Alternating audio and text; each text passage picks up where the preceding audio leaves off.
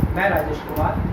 आज हम बात करेंगे electro homeopathic physician and iridologist doctor Preeti Manchanda ji से। नमस्कार डॉक्टर। राम राम जी। राम राम जी। डॉक्टर, आप एक आयरिडोलॉजिस्ट भी और एक इलेक्ट्रो होम्योपैथिक फिजिशियन भी। करेक्ट। तो सबसे पहले तो हम आपसे जानना चाहेंगे आयरिडोलॉजी के बारे में कि आयरिडोलॉजी क्या चीज़ है। आयरिडोलॉजी को ना बड़े सिंपल शब्दों में अगर मैं हमारी भाषा में बोलूँ तो संधि विच्छेद कर देते हैं। आयरिडोलॉजी, आय मतलब आँख, रिड मतलब छुटकारा, लॉजी मतलब स्टडी। तो study to get rid of your diseases with the help of eye, that's what iridology is. Iridology को समझने वाले बड़ा लंबी डेफिनेशन देते हैं। आंखों में आपको ऐसे ऐसे दिखेंगे लेक्यूना, साइंस दिखेंगे, उनके थ्रू बीमारियों की जड़ पता चलेगी। बड़ी सिंपल सी बात है, एक पढ़ाई है, एक तरीका है जो ईश्वर ने आपकी आंखों में कोडेड लैंग्वेज दी है। उस कोडेड लैंग्वेज को डीकोड करके आपकी बीमारी के बारे में जड़ को समझना मुझे मेरे पेरेंट्स से ज़्यादा अच्छा कोई नहीं दे सकता। अगर उन्होंने मुझे ये स्किन का कलर दिया तो ये बेस्ट है, मेरे पेरेंट्स ने मुझे कोई इन्फॉर्मेशन दी तो वो बेस्ट है। समस्या क्या है कि हम उनको समझ नहीं पाते। आँखों के अंदर आपके जेनेटिक इम्प्रिंट्स आपके अपने नहीं हैं, ये आपके पेरेंट्स, उनके भी ग्रैंड पेरेंट्स, यानी कि आपके दादा दादी और उनके भी पेरेंट्स। अगर मैं सच बोलूँ तो एक पेशेंट को उसके जेनेटिक इम्प्रिंट पिछली 5 पीढ़ियों से मिले होते हैं। यानी कि मेरी आंखों में जो फीचर्स आ रहे हैं वो 32 लोगों के जेनेटिक इम्प्रिंट्स हैं। ये 32 ही क्यों हैं? ये इससे आगे जनरेशन के भी तो हो सकते थे।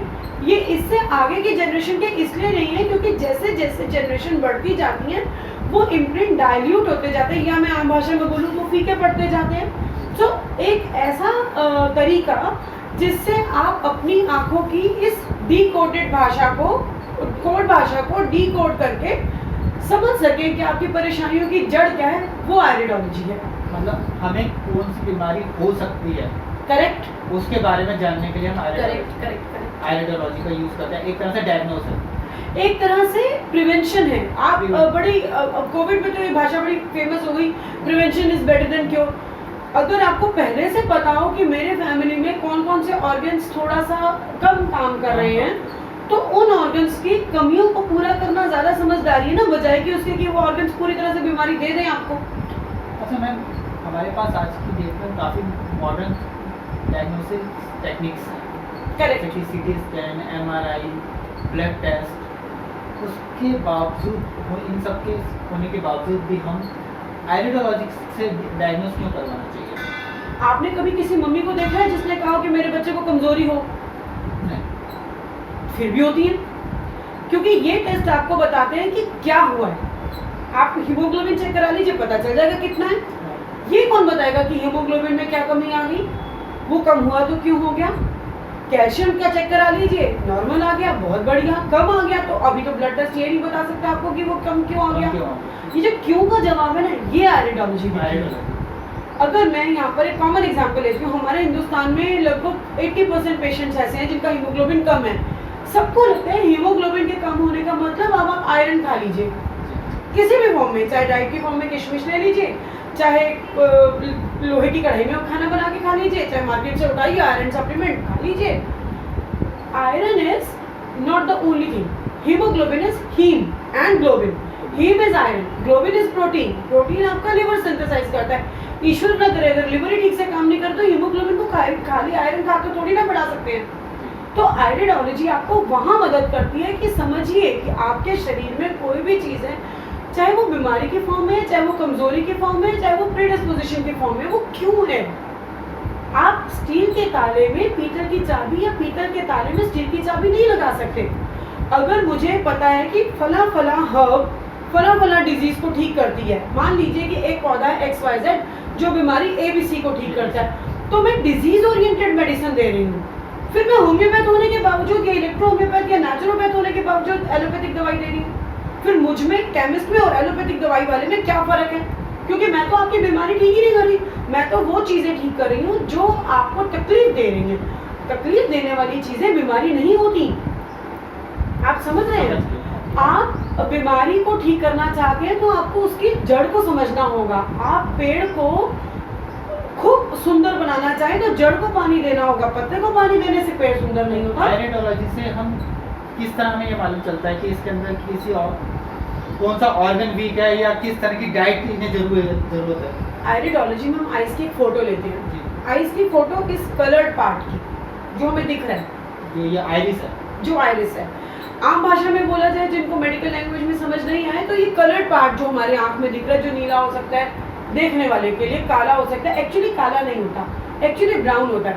आपका ये जो कलर्ड पार्ट है ना, ये अपने अपने निशान रखता है, फर्रोज हो सकते हैं, रेक्यूनास हो सकते हैं, क्रिप्ट हो सकते हैं, उनका कहाँ पर वो पोजीशन है, उनका एक मैप है, और उस मैप के बेसिस पर वो लिवर पे लोकेटेड है, वो पैनक्रियास पे लोकेटेड है, वो किडनीज पे लोकेटेड है, वो जहाँ पर उनकी पोजीशन है उसके बेसिस पर हम ये तय कर पाते हैं कि उस पेशेंट को जो पैथोलॉजी हो रही है, उस पैथोलॉजी का रीजन एग्जैक्टली क्या है, तो उसके बेसिस पर हम डायग्नोस तो करते हैं। उसके बेसिस पे ये डिसाइड हो जाता है कि किस तरह की हमें उसे डाइट देनी चाहिए पेशेंट को, तीनों चीजें या उस कौन से विटामिन या डाइट, मिनरल्स कम है, मेडिसिन, लाइफस्टाइल, डाइट। तीनों चीजें। डॉक्टर साहब, हम ये भी जानना चाहेंगे कि मतलब आपने किस तरह के केसेस इसमें हैंडल करे हैं आयरिडोलॉजी के थ्रू जो सही हो? मैं आपको तीनों केसेस के बारे में बताऊंगी। पहला केस जिसमें हमने सिर्फ मेडिसिन की कोई यूज़ नहीं करा, सिर्फ चेंजेस किए। पेशेंट को एलर्जी थी, आयरिस एनालिसिस किया गया तो पता चला कि उनकी आंखों में सल्फर कंटेंट बहुत ज़्यादा था। अब सल्फर कंटेंट जांचने के लिए उनको पूछा गया, उनकी हिस्ट्री पूछी गई, तो ना तो वो नॉनवेज खाते थे, ना वो स्मोकिंग करते थे, ना वो अल्कोहल लेते थे, ना ही उनका लाइफस्टाइल ऐसा था कि जहाँ पे पोल्यूशन ज़्यादा हो, सिर्फ चीनी ज़्यादा लेते थे, और चीनी में बहुत सल्फर होता है। हमने उनकी डाइट में से नॉर्मल चीनी हटा दी है, सल्फरलेस या देसी खांड शुरू कर दिया। आप विश्वास मानिए पिछले 4 साल से तो उनको एंटी एलर्जिक नहीं लेनी पड़ी।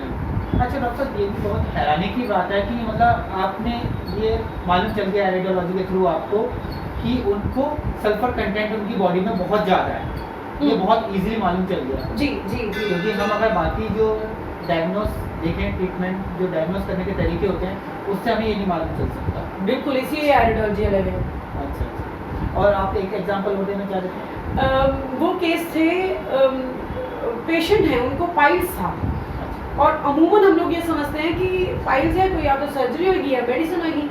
उनको पाइल्स का प्रॉब्लम, जब हमने आयरिस एनालिसिस किया तो उनके गट वॉश नहीं होता था। हमने उन्हें योगा में कागासन में पहले बैठने को कहा, जिससे उनकी जो स्पाइन ऐसे स्ट्रेट रहती थी वो आगे की तरफ इंक्लाइन हो गई, जिसकी वजह से जो लोअर पार्ट पोर्शन था इंटेस्टाइन्स का, वो यू शेप में ना रहकर स्ट्रेट हो गया। जो लोअर पार्ट है वो जे शेप में ना रहकर स्ट्रेट हो गया, और वो स्ट्रेट होने की वजह से गट क्लीन होनी शुरू हो गई। जैसे जैसे वो गट क्लीन होनी शुरू हुई, उनकी पाइल्स की प्रॉब्लम ठीक हो गई। अब उनको, जहाँ तक मुझे याद है, मैं उनको 7-8 साल से नहीं मिली हूँ, और फोन पर भी हमारी कोई बात नहीं है, और मुझे लगता है डॉक्टर को आप तभी तक याद नहीं करते जब तक आप ठीक होते हैं। तो बिना सर्जरी, बिना मेडिसिन, सिर्फ योगा और लाइफस्टाइल चेंज करने से वो ठीक हुए। That is what iridology does. वो भी आपने आयरिडोलॉजी से डायग्नोस करा? यस कि गट की प्रॉब्लम? यस, उनको वहाँ बॉवल पॉकेट्स पे। अच्छा, और एक थर्ड केस आप बता रहे हैं? तीसरा केस है हॉर्मोन्स का। पेशेंट हैं, उनका यूट्रस बहुत स्मॉल साइज में था, ओवरीज फेंटली विजिबल थी, और AMH बहुत कम था, तो chances for a pregnancy was practically 0। हमने आयरिस एनालिसिस किया, उनका हाइपोथैलेमस, पिट्यूटरी, एड्रीनल एक्सेस निकला, और ये 3 शरीर के अंग ऐसे हैं जो शरीर के अंदर होने वाले सारे हार्मोन्स को ट्रिगर करने में काम करते हैं। यहाँ से ट्रिगरिंग नहीं था। अगर मैं आपको बोलूँ कि मुझे रोटी खानी है और आप गेहूँ ही नहीं लेकर आएंगे तो रोटी कैसे बनेगी?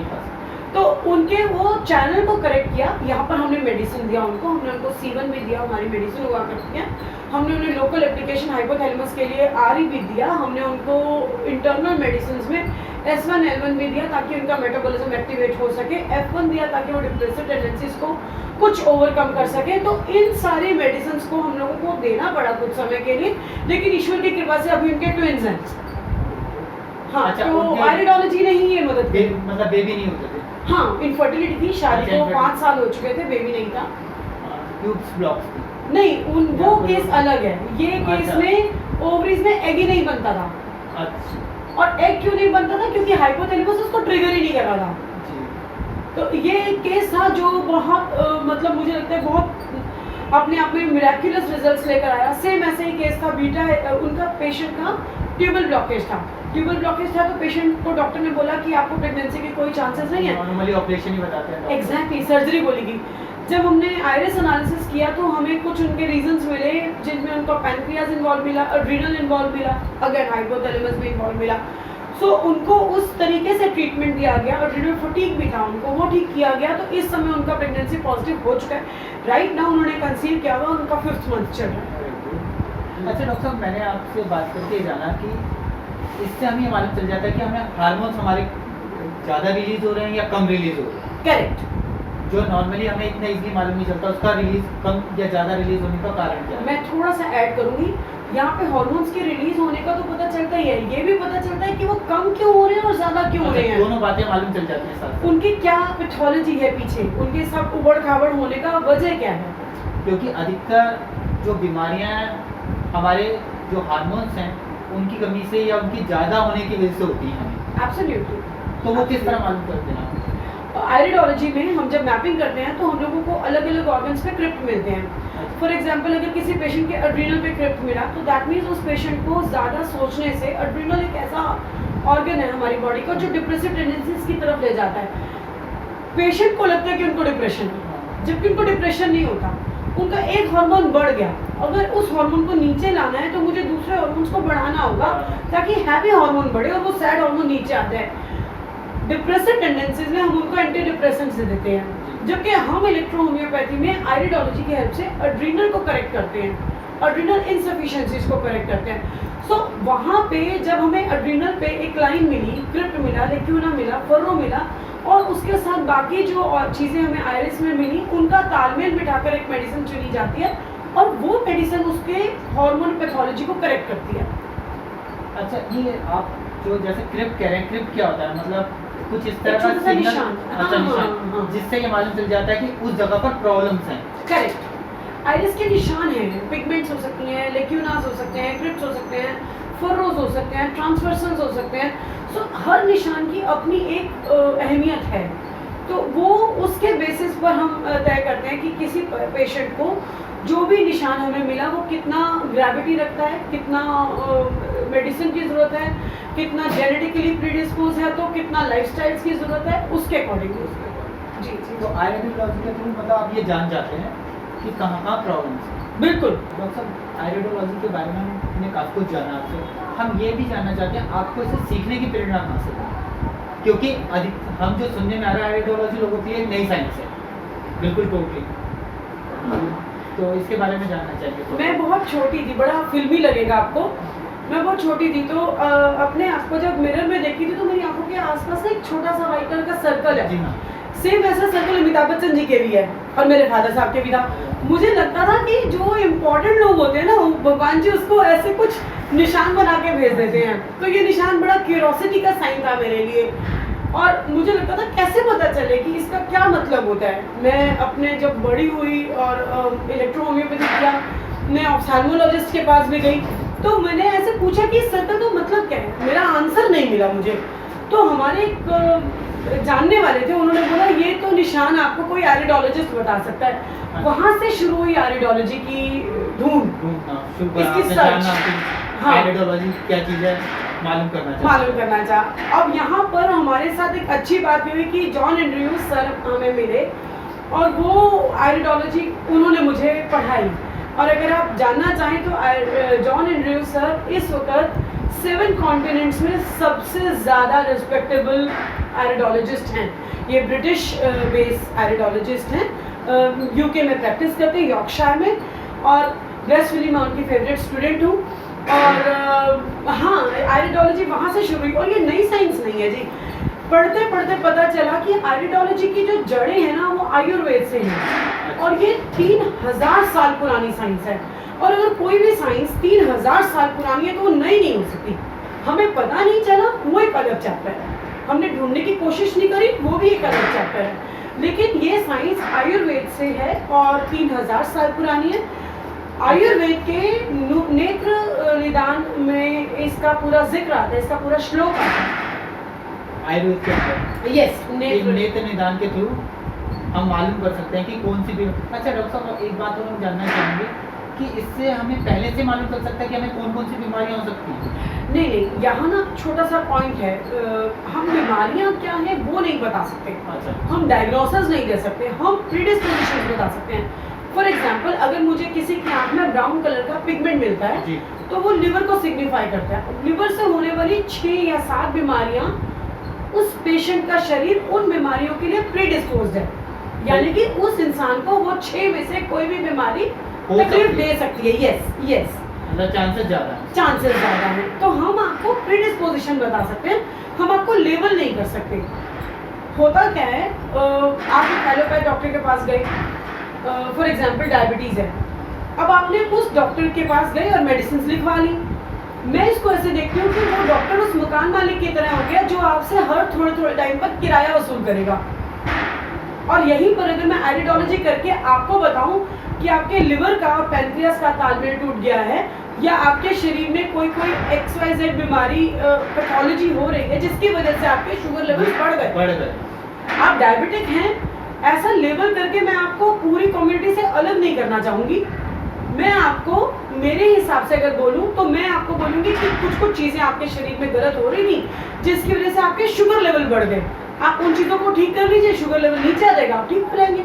अच्छा, शुगर मतलब कंट्रोल आ जाता है। एब्सोल्युटली एब्सोल्युटली, इंसुलिन लेने की जरूरत नहीं पड़ेगी। आप संभव ही नहीं है। कैसे संभव है? आप एक बात बताइए, एक घर के 10 लोग हैं, एक ही तरीके का खाना खाते हैं, एक ही तरीके का जिंदगी जीते हैं, उसमें से 5 ही लोगों को डायबिटीज है, बाकी 5 को नहीं।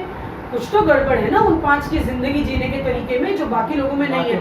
आपको वो चीज़ पकड़नी है जो आइरिडोलॉजी करने में आपकी मदद करती है। अच्छा डॉक्टर साहब, अगर कोई स्टूडेंट या कोई डॉक्टर से सीखना चाहे आइरिडोलॉजी तो वो किस तरह सीख सकता है? आप मुझे आप अगर चाहें तो आप मुझे कांटेक्ट कर सकते हैं, हम आइरिडोलॉजी के बारे में पढ़ाते हैं।